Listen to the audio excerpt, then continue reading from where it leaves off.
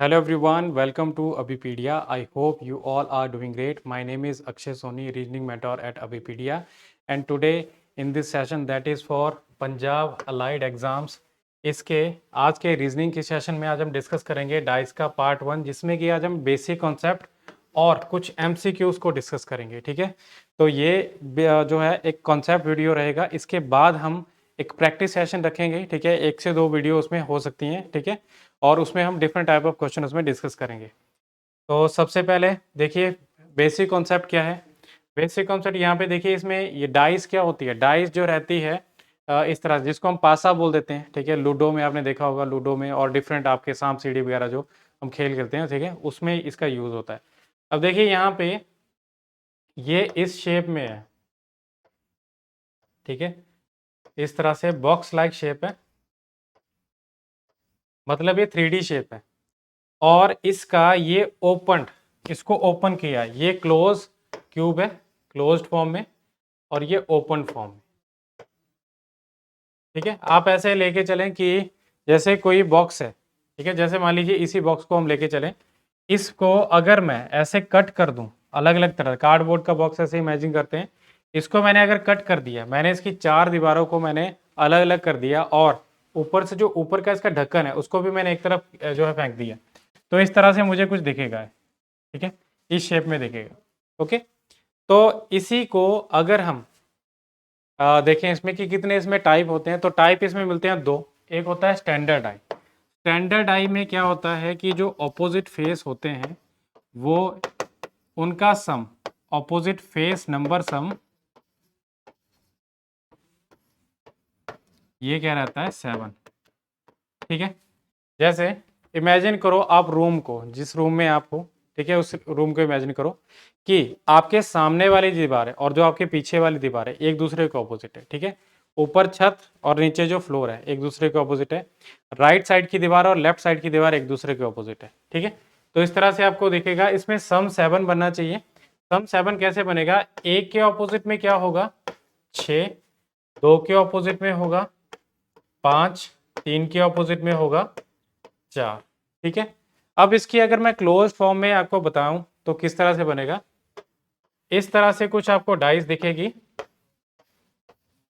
जिसमें कि अगर मान लीजिए एक ऊपर है तो 6 नीचे छुपा होगा।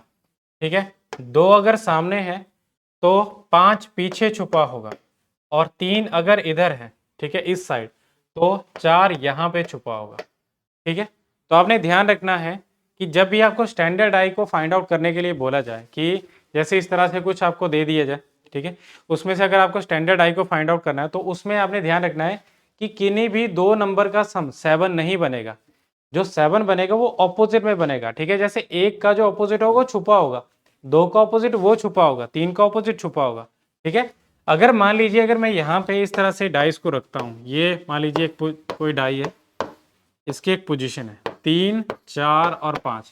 ठीक है, देखिए 3 का ऑपोजिट तो नीचे छुपा हुआ होना चाहिए था, बट ये तो सामने अवेलेबल है। इसका मीनिंग है कि ये स्टैंडर्ड डाई नहीं है, ये है ऑर्डिनरी डाई।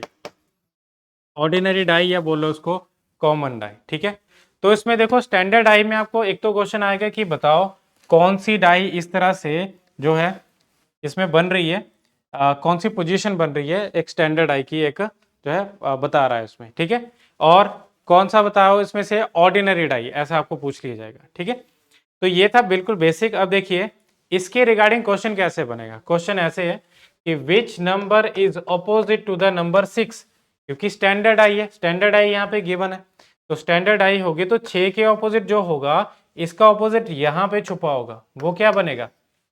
ठीक है, वो बनेगा 1, तो 6 के ऑपोजिट 1 मतलब क्या बनेगा, यहाँ पे इन दोनों का सम 7 बनता है, तो ये। अब देखिए जैसे 4 का ऑपोजिट क्या बनेगा, इसके नीचे छुपा होगा 3, 2 का ऑपोजिट यहाँ पे छुपा होगा 5, तो आपको ये सभी ऑपोजिट देखने को मिलेंगे।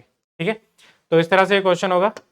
जैसे कि ये क्वेश्चन है, ये ओपन फॉर्म में। अब आपने ध्यान रखना है कि ये एक स्टैंडर्ड आई है और इसको ओपन किया गया है, तो 4 के ऑपोजिट में आपने ध्यान रखना है कि अल्टरनेट में जो ऑपोजिट बनता है, 4 का ऑपोजिट 3, 6 का ऑपोजिट 1। अब आप देखिए ऐसे इन दीवारों को मान लीजिए, जैसे मैं इसको फोल्ड कर दूं ऐसे, तो क्या होगा, 6 इधर है 1 इधर है, एक दूसरे के ऑपोजिट बन रहा है।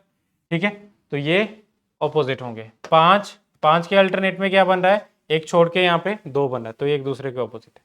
ठीक है, अब यहाँ पे पूछा गया कि 4 के ऑपोजिट में क्या है, 4 के ऑपोजिट में 3।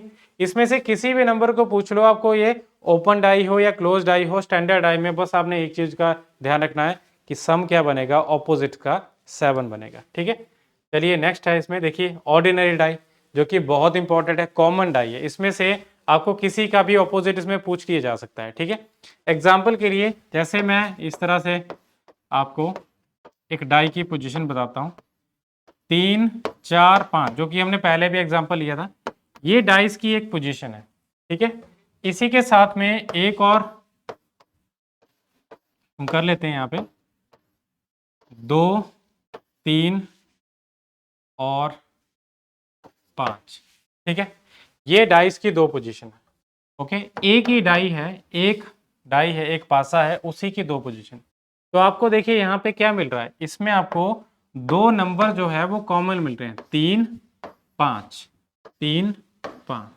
ठीक है, जब भी 2 नंबर कॉमन मिले ऑर्डिनरी डाई के केस में, देखिए ऑर्डिनरी डाई को कैसे पहचानेंगे, जब भी सामने कुछ भी जैसे 3 और 4 का सम 7 बन गया। ठीक है, तो ये क्योंकि इसका 3 का ऑपोजिट नीचे छुपा होगा, बट ये तो सामने अवेलेबल है, इसका मतलब है ऑर्डिनरी डाई है। ठीक है, बट ध्यान रखना कि ऑर्डिनरी डाई, जैसे कि एग्जांपल है रेक्टेंगल, रेक्टेंगल जो होता है, रेक्टेंगल जितने भी 4 साइड्स वाले होंगे उनको रेक्टेंगल बोलेंगे, बट स्क्वायर क्या होता है उसका एक स्पेशल केस है। वैसे ही जो डाई होगी सभी ऑर्डिनरी डाई है। ठीक है, बट ऑर्डिनरी डाई का एक स्पेशल केस है स्टैंडर्ड डाई, तो वैसे ही आपने इसको ध्यान में रखना है। ठीक है, अब देखिए यहाँ पे 3 और 5, जब भी 2 कॉमन नंबर है, 2 कॉमन नंबर जब होंगे, तो उस केस में आपने याद रखना है कि जो तीसरा नंबर होगा, इन्हीं में जो तीसरा नंबर होगा वो एक दूसरे के ऑपोजिट आएगा। जैसे कि यहाँ पे 4 किसके ऑपोजिट है, 2 के। ठीक है, अब आप ऐसे इमेजिन करो इसको, ये बॉक्स इस तरह से, मैंने इसको क्या किया, इस तरह से घुमा दिया, इसको घुमाया जब, तो ये 3 इधर आ गया और 4 नीचे छुप गया। 4 नीचे छुपा, देखो 4 नीचे छुपा होगा, इसका ये जो 5 की साइड को जो यहाँ पे बन रहा है नंबर वो विजिबल हो जाएगा। तो ये क्या होगा, इसका जो 4 का ऑपोजिट होगा वो नंबर हमें विजिबल हो जाएगा। ठीक है, तो आपने ध्यान रखना, जब भी कोई 2 नंबर कॉमन हो किन्हीं 2 पोजीशन में सेम डाई के, तो जो तीसरा नंबर होगा वो एक दूसरे के ऑपोजिट आएगा। ठीक है, तो क्या बनेगा, इसमें 4 ऑपोजिट होगा 2 के। ठीक है, आई होप आपको ये बेसिक कॉन्सेप्ट यहाँ पे समझ आया होगा कि किस तरह से आपने फाइंड आउट करना है। ठीक है, अब देखिए इसी में ऑर्डिनरी डाई का एक दूसरा टाइप आता है। दूसरा टाइप कैसे रहेगा, आपको इसमें आपको 1 कॉमन नंबर दिखेगा, एक कॉमन नंबर होगा। तो उसके लिए मैं यहाँ पे 2 पोजीशंस को आपको बताता हूं, जैसे 3 4 और 5।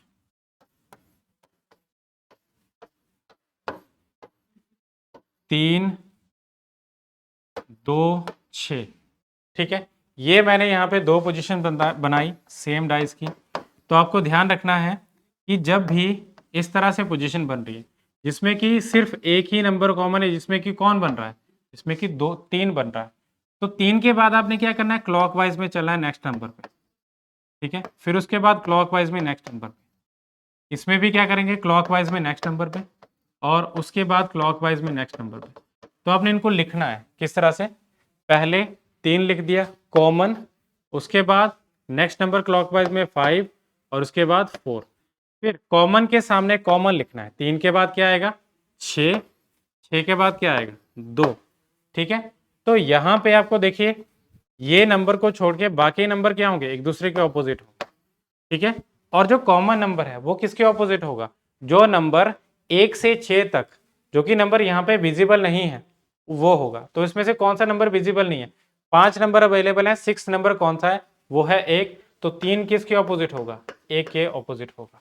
ठीक है, तो इस कॉन्सेप्ट का आपने ध्यान रखना है, ये आपको हेल्प करेगा टू फाइंड आउट ऑपोजिट। सभी नंबर्स के ऑपोजिट हम इसमें फाइंड आउट कर सकते हैं। ठीक है, बट क्या होगा, आपको गिवन होगा उसमें कि सेम डाई की आपको पोजीशन में इसमें से फाइंड आउट करना है। ठीक है, जैसे कि ये क्वेश्चन है यहाँ पे, अब देखिए इस क्वेश्चन में which number is opposite to the number 3, इस 3 नंबर के ऑपोजिट में कौन सा बनेगा। अब देखिए यहाँ पे ये 2 है, ये 5 और ये 3, 3 के ऑपोजिट में कौन कौन सा हो सकता है, ऑप्शन नहीं है, बस आपको सिंपली बताना है। देखिए 3 के ऑपोजिट में ये 5 नहीं हो सकता और 2 नहीं हो सकता। ये दो नंबर नहीं हो सकते। कौन कौन से नंबर आ सकते हैं? 3 के ऑपोजिट में 1 भी हो सकता है, 6 भी हो सकता है और जो है 4 भी हो सकता है। ठीक है, किन को छोड़ के? 5 और 2 को छोड़ के इन तीनों में से कोई भी एक नंबर इसमें से ऑपोजिट बन सकता है। ठीक है, अब आप बोलोगे कि ये तो स्टैंडर्ड आई भी हो सकती है, 3 के ऑपोजिट में 4 भी हो सकता है, बट ध्यान रखना सामने यहाँ पे 5 और 2 गिवन है, तो 5 और 2 क्या हो गया? 7। मतलब आपको जब नंबर सामने जो है कोई भी दो नंबर का सम 7 मिल गया, उसका मतलब है वो स्टैंडर्ड डाई नहीं है, वो ऑर्डिनरी डाई है। ठीक है, तो इसका क्या आंसर आएगा? या तो 1 या फिर 6 या फिर 4। ठीक है, तो आपको ऑप्शन में गिवन होगा। Okay, clear now? अब देखिए जैसे कि ये क्वेश्चन है, जैसे हमने पहले एक जो है स्टैंडर्ड डाई का क्वेश्चन एग्जाम्पल देखा था, वैसे इसमें which number is opposite to the number 6 in the given positions of die. देखिए कौन सा जो है नंबर इसमें ऑपोजिट आएगा। अब देखिए इसमें से कॉमन क्या है? 3 3 3 के बाद 5। ठीक है, ये 3 है, ये 5 और 1, 3 2 4। ठीक है, 3 के बाद आएगा 5 क्लॉकवाइज में उसके बाद आएगा 1, उसी तरह से 3 के बाद 2, 2 के बाद 4, 3 2 4, 5 के ऑपोजिट में 2, 1 के ऑपोजिट में 4 और 3 के ऑपोजिट में क्या बनेगा? वो नंबर जो कि विजिबल नहीं है, दैट इज 6। तो 6 यहाँ पे इसका क्या होगा? 6 के ऑपोजिट कौन सा बनेगा? 6 के ऑपोजिट बनेगा 3, जो कि ऑप्शन बी में बन रहा है। ठीक है, ये क्वेश्चन इस तरह से होगा और इसी में आपको इस तरह से भी क्वेश्चन देखने को मिल सकता है। बताया गया यहाँ पे कि which of the option is correct according to the given positions of the same die. Same die की गिवन पोजीशन, सेम डाई की गिवन पोजीशन आपको यहाँ पे दी है 1 और 2। ठीक है, इनमें से हमें बताना है कि पहले ऑपोजिट कौन कौन से आए, फिर चेक करना है हमें कि कौन सी इसमें से पोजीशन बन सकती है। अब देखिए इसमें से कॉमन क्या है? कॉमन इसमें जो दिख रहा है, इसमें 3 2 और 6, 6 4 और 1, 6 कॉमन है, तो 6 के बाद आएगा 2, 2 के बाद 3, 6 2 और 3, 6 के बाद 1, 1 के बाद 4, 6 1 और 4, 2 का ऑपोजिट 1, 3 का ऑपोजिट 4, 6 का ऑपोजिट क्या बनेगा? जो विजिबल नहीं है, दैट इज 5। अब देखिए यहाँ पे हमें देखना है कि जो ऑपोजिट्स है वो नेबर्स ना बने। ठीक है, 5 और 6 ऑपोजिट है, बट ये तो बिल्कुल साथ में बन गए, इसका मतलब है गलत है। 2 और 1 ऑपोजिट है यहाँ पे, तो ये भी गलत आएगा क्योंकि ये साथ में नहीं बन सकते। ठीक है, देखिए 4 3 और 5, अब देखिए 3 और 4 ऑपोजिट है, बट ये तो बिल्कुल साथ में बन रहे हैं, इसका मतलब है ये भी ऑप्शन गलत है। अब देखिए 5 के ऑपोजिट क्या होगा? 6 यहाँ पे छुपा होगा। ठीक है, 3 के ऑपोजिट में क्या होगा? 4 नीचे छुपा होगा। 2 के ऑपोजिट में क्या होगा? 1 इधर छुपा होगा। तो ये आपके ऑप्शन सही बन रही है। ठीक है, बट ऐसा नहीं कि आपने हर बार उसमें ये चीज बना के देखनी है। आपने सिंपली याद रखना है कि जो ऑपोजिट्स होंगे वो कभी भी नेबर्स नहीं बनेंगे, कभी भी पड़ोसी नहीं बनेंगे। कोई भी दो नंबर सामने साथ जो उसमें से ऑपोजिट्स होंगे वो बिल्कुल साथ में नहीं बनेंगे। ओके, अब देखिए जैसे कि ये क्वेश्चन है, इस क्वेश्चन में गिवन है यहाँ पे what will come in place of question mark. Question mark की जगह क्या होगा? तो हमें क्या करना है? पहले इन दोनों को कंपेयर करना है। कोई दो नंबर कॉमन है क्या इसमें? इसमें आपको मिल रहा है जो 3 मिल रहा है। ठीक है, 3 के ऑपोजिट में क्या आएगा? जो कि नंबर विजिबल नहीं है, दैट इज 6। ठीक है, 3 के बाद क्लॉकवाइज में क्या बन रहा है? 5, फिर क्लॉकवाइज में 2, 3 के बाद 1, 1 के बाद 4। ठीक है, तो 2 के ऑपोजिट 4, 3 के ऑपोजिट में या 5 के ऑपोजिट में 1 और 3 के ऑपोजिट में 6। अब देखिए यहाँ पे 4 और 6 लिखा है। ठीक है, 4 के ऑपोजिट क्या होगा? 4 के ऑपोजिट यहाँ पे सॉरी 6 के ऑपोजिट में क्या होगा? 3। 4 के ऑपोजिट में क्या होगा? 4 के ऑपोजिट में 2। तो यहाँ पे नंबर कौन सा होगा? या तो इसमें बनेगा 3 या फिर 6, सॉरी 3 या 6 नहीं, यहाँ पे जो नंबर हमारे पास नहीं है वो है 5 और 1। तो 5 और 1 में से कोई भी एक नंबर बनेगा। अब देखिए यहाँ पे अगर आपको कोई दो नंबर में कॉमन मिल रहा है, ठीक है, कोई दो नंबर में यहाँ पे दो नंबर कॉमन होंगे तो हम इसमें फाइंड आउट कर पाएंगे। पर देखिए यहाँ पे क्या बन रहा है? 4। ठीक है, इधर 4 है, फिर उसके बाद क्या रहा है? 3, फिर उसके बाद 1। आप इससे भी फाइंड आउट कर पाएंगे। देखिए जैसे 4, 4 के बाद क्या आएगा? 4 के बाद आएगा 3, 3 के बाद 1, फिर देखिए यहाँ पे 6 है, तो 4 के ऑपोजिट में 4 इधर है, उसके बाद आएगा क्वेश्चन मार्क। क्वेश्चन मार्क के बाद क्या आएगा इसमें? क्वेश्चन मार्क के बाद बनेगा इसमें 6।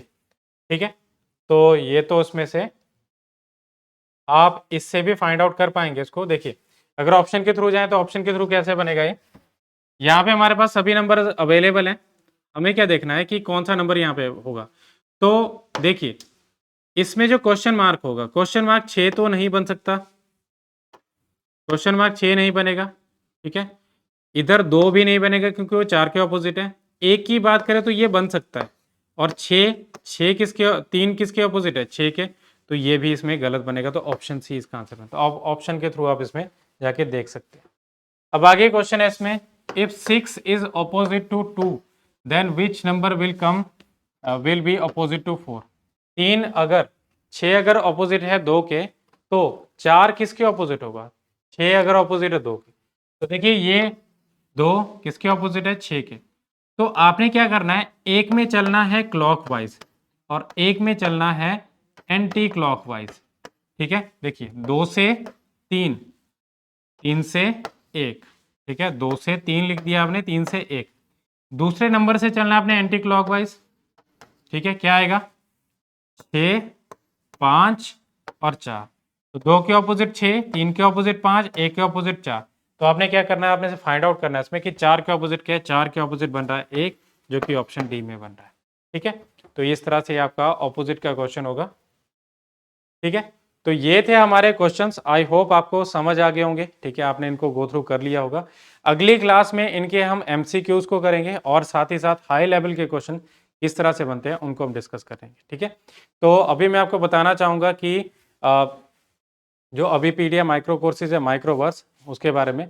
माइक्रोवर्स क्या है, माइक्रो कोर्स, अगर आप किसी भी एग्जाम को प्रिपेयर कर रहे हैं, उसमें आपको किसी भी टॉपिक में आपको डाउट है, तो आप टॉपिक क्या चाहते हैं कि मुझे इसके वीडियो के गो थ्रू होना है या उसके नोट्स हैं, मुझे वो चाहिए, ठीक है। उसके साथ ही साथ आपको कुछ क्वेश्चन के प्रैक्टिस के लिए चाहिए, तो ये सारी चीज़ें आप अवेल कर सकते हैं फ्रॉम अभिपीडिया। आपको वो टॉपिक ही आप उसको परचेज कर सकते हैं, ठीक है। जैसे कि हम सीटिंग अरेंजमेंट की बात करें या डाइस की ही बात कर लें, डाइस जो है टॉपिक आपको देखने को मिल जाएगा एसएससी में या आपके स्टेट गवर्नमेंट एग्जाम में, ठीक है।